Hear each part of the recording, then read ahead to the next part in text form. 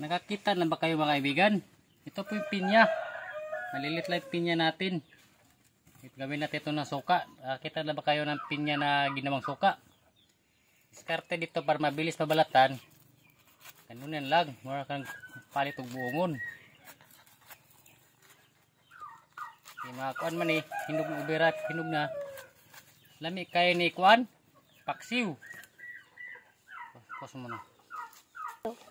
Yun, nabalatan na natin. Ito gamit na ito stinner. Salaan. Pigayin natin sa kamay.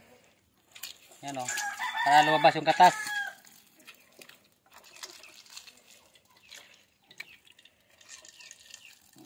Pugaon lang natin kaibigan. Pwede na ito may suka. Yan. Kining mga natira pwede pagkain sa manok.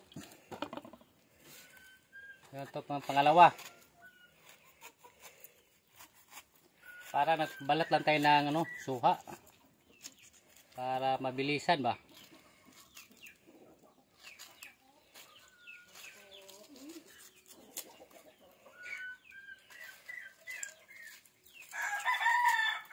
Yun o, pigain lang natin sa kamay o. Lumabas sa yung juice niya. Pakita mo sa salan.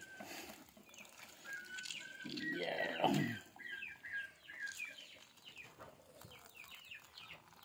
Okay. At ito pwede pakain sa manok. O.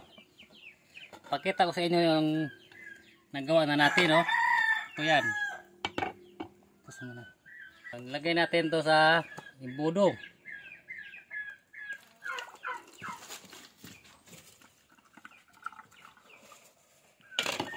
Ano? Naka 1/4 tayo sa buti. Mayroon pang 3 natira oh. Nagawin ko to mamaya. Continue natin. Ito yung pang last. Kailangan hinog yung pinya para pagtiga natin hindi matigas. Pwede ito gawing juice. Kung may blender sana, madali lang may blender. So, mano-mano lang tayo.